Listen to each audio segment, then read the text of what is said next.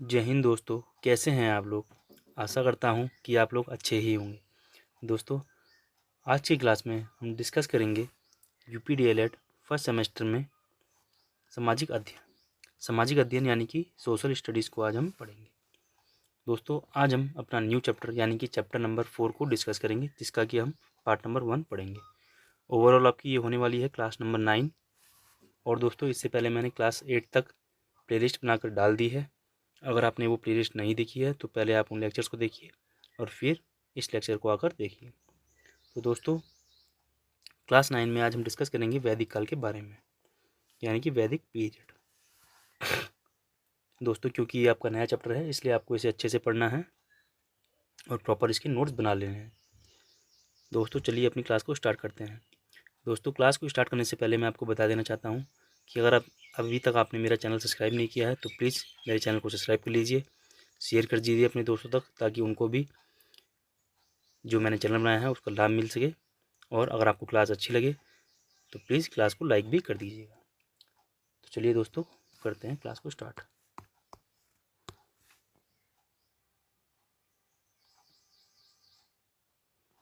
देखिए दोस्तों, आज हमारा होने वाला है चैप्टर 4 स्टार्ट।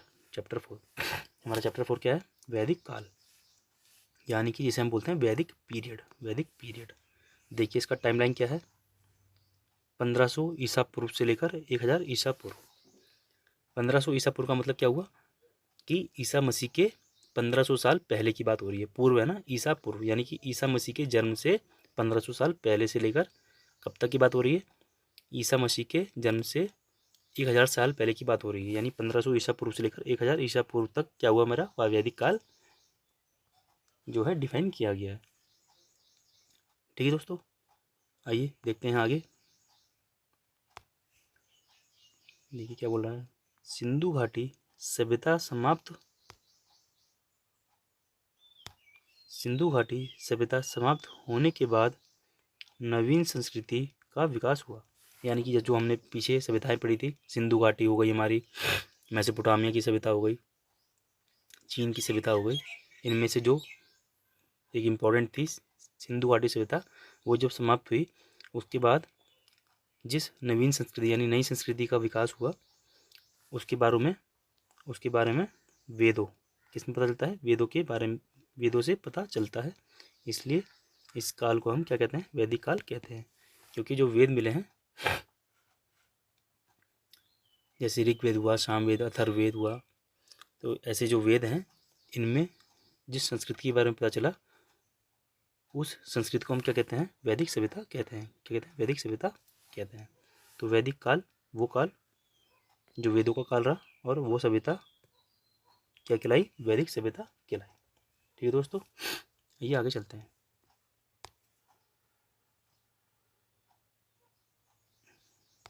देखिए, वैदिक सभ्यता और संस्कृति का निर्माण करने वालों को ऋग्वेद में आर्य कहा जाता है। यानी कि कुल मिलाकर आप ये कह सकते हैं कि मेरा जो सिंधु घाटी सभ्यता के बाद जो लोग आए उनको वेदों में क्या कहा गया? आर्य कहा गया। क्या कहा गया? आर्य कहा गया। ठीक है दोस्तों, और ये कहाँ से पता चलता है? हमें ऋग्वेद से पता चलता है। ऋग्वेद से हमें ये पता चलता है। आर्य संस्कृत भाषा का शब्द है। आर्य किसका शब्द है? संस्कृत भाषा का शब्द है, जिसका अर्थ क्या है? उच्च कुल का। क्या है?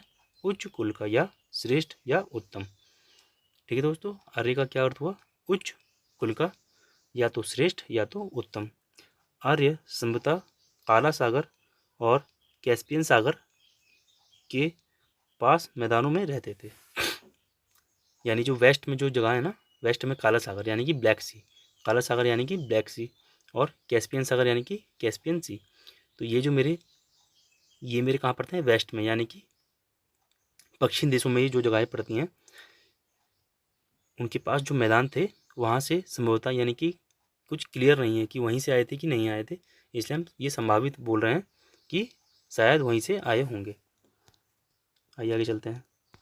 क्या बोल रहा है? देखिए, वहाँ से नई नई जगह बसते गए, और वहाँ से धीरे धीरे आकर ये नई जगह बसते गए। वहाँ से इन्होंने रास्ता पकड़ा, वहाँ से आज जैसे ईरान, इराक, अफ़गानिस्तान, पाकिस्तान, भारत, ऐसे करते हुए फैलते चले गए।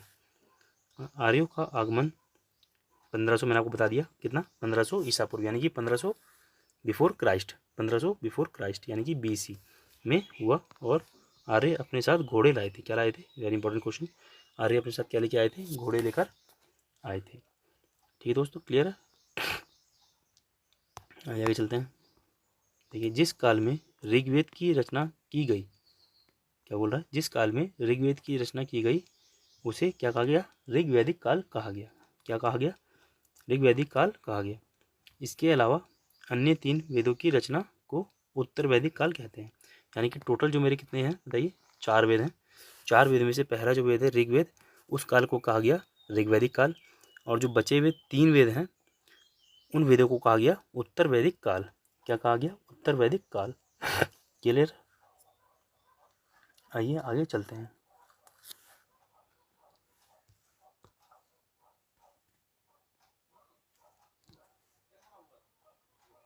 देखिए आगे, देखिए क्या बोल रहा है। वैदिक संस्कृति को 2 भागों में बांटा गया है। जो अभी आपको मैंने बताया, ऋग्वैदिक काल को, जिसमें ऋग्वेद लिखा गया उसे ऋग्वैदिक काल, और उसके बाद जो बचे हुए 3 वेद हैं उनको उत्तर वैदिक काल या वैदिक काल बोल सकते हैं आप। देखिए पहला क्या है? ऋग्वैदिक या पूर्व वैदिक काल। ऋग्वैदिक या पूर्व वैदिक काल यानी वैदिक काल से पहले वाला काल, यानी कि ऋग्वैदिक या पूर्व वैदिक काल। या तो वैदिक या उत्तर वैदिक काल, या वैदिक या उत्तर वैदिक काल। क्लियर है? या तो आप इसको देखिए, या तो इसको बोल सकते हैं पूर्व वैदिक काल या तो उत्तर वैदिक काल, या तो ऋग्वैदिक काल और या तो वैदिक काल। क्लियर है? ठीक है दोस्तों, आइए एक बार देख लेते हैं कि इनमें क्या क्या बोला गया। जैसे कि देखिए पहला क्या है? ऋग्वैदिक काल। जिस काल में ऋग्वेद की रचना हुई, जैसे मैंने आपको बताया था ऋग्वैदिक काल में ऋग्वेद की रचना हुई, उसे क्या किया गया? ऋग्वैदिक काल कहा जाता है। उसे ऋग्वैदिक काल कहा जाता है। क्लियर है? अगला हम देखते हैं वैदिक काल। क्या है अगला? वैदिक काल। देखिए क्या है वैदिक काल? जिस काल में ऋग्वेद के अलावा अन्य 3 जो वेद हैं, अन्य 3 वेद कौन से? देखिए यजुर्वेद, सामवेद और अथर्ववेद। ठीक है दोस्तों, और इसके अलावा उपनिषद एवं आरण्यक की ग्रंथों की रचना हुई, उसे कहा गया वैदिक काल। यानी ऋग्वेद के अलावा जो भी उपन्यास लिखे गए, सामवेद, अथर्ववेद, यजुर्वेद, उपनिषद और आरण्यक जो भी ग्रंथ की रचना हुई, उसको हम क्या कहा गया? वैदिक काल या उत्तर वैदिक काल कहा गया। वैदिक काल या उत्तर वैदिक काल कहा गया। चलिए दोस्तों आगे चलते हैं।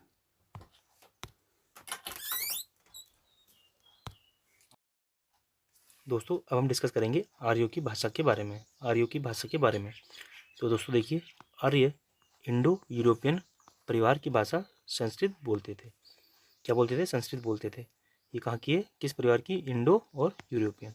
इंडो यानी जो इंडिया के आसपास के यानी भारत के आसपास के देश हैं वहाँ की परिवार की भाषा, और यूरोपियन यानी कि यूरोप के देश की, यानी कि जो पश्चिम के देश हैं जैसे ब्रिटेन हुआ, तो इंडो यूरोपियन से जो मिलकर जो भाषा बनी उसको बोलते थे। जैसे देखिए संस्कृत के साथ क्या मिली? फारसी मिली, तो क्या बनी? अंग्रेजी बनी। संस्कृत के साथ जब फारसी मिली तो क्या बनी? अंग्रेजी बनी। जैसे कि देखिए पितृ, और फारसी में बोलते हैं पिदर, तो पितृ और पिदर मिलकर अंग्रेजी में क्या बना? फादर बना। क्या बना? फादर बना। ठीक उसी तरह मातृ जो था वह फारसी की मदर के साथ मिलकर अंग्रेजी में क्या बन गया? मदर बन गया। ठीक है दोस्तों, तो पितृ क्या हो गया? फादर, और मातृ क्या हो गया? मदर। तो यह क्या थी? आर्यों की भाषा थी।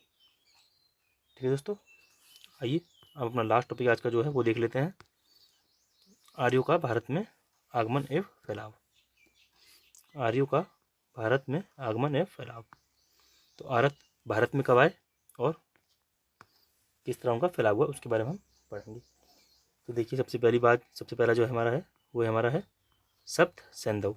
सप्त सैंधव, सप्त सैंधव को क्या बोलते हैं हम? 7 नदी। 7 नदी, ये 7 नदियाँ कौन कौन सी? देखिए सिंधु, रावी, व्यास, झेलम, चिनाब, सतलज, सरस्वती। अगर आप ध्यान से देखें तो ये वही नदियाँ हैं जो सिंधु घाटी सभ्यता के आसपास की सारी, यानी कि प्रेजेंट में हम कहें तो जम्मू कश्मीर, पंजाब के एरिया में जो जितनी भी नदियाँ हैं यह वही नदियाँ हैं सारी, जो कि हैं 7 नदियाँ, यानी कि सप्त सैंधव। तो सबसे पहले यहाँ पर आर्यों का भारत में यहाँ से आगमन हुआ और फिर धीरे धीरे ये फैलते चले गए दूसरे पॉइंट में देखते हैं।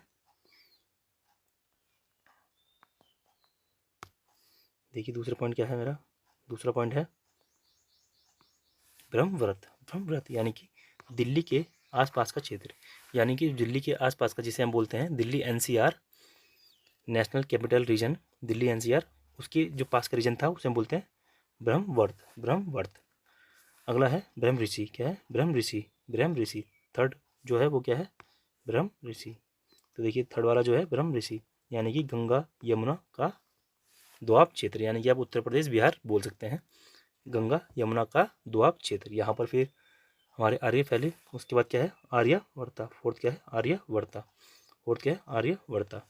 आर्यवर्ता में क्या है? देखिए हिमालय से विंध्याचल तक का क्षेत्र, यानी कि मध्य प्रदेश, उत्तराखंड, उत्तर प्रदेश, ये सारा इसमें पूरा बेल्ट जो है आपका इसमें आ जाता है, किसमें? आर्यवर्त में। और इसके बाद पांचवा जो पॉइंट है वो मेरा क्या है? देखिए क्या है पांचवा पॉइंट? दक्षिणा पथ। क्या है? दक्षिणा पथ, यानी विंध्याचल पर्वत के दक्षिणी ओर का क्षेत्र। विंध्याचल पर्वत के दक्षिणी ओर का क्षेत्र, ये क्या हुआ हमारा? धीरे धीरे यहाँ पर आर्यों का फैलाव होता चला गया। तो दोस्तों ये जो मेरा लेक्चर है आज मेरा समाप्त होता है। नेक्स्ट क्लास में हम जो मेरा ऋग वैदिक काल और वैदिक काल है, एक बार मैं आपको दिखा देता हूँ।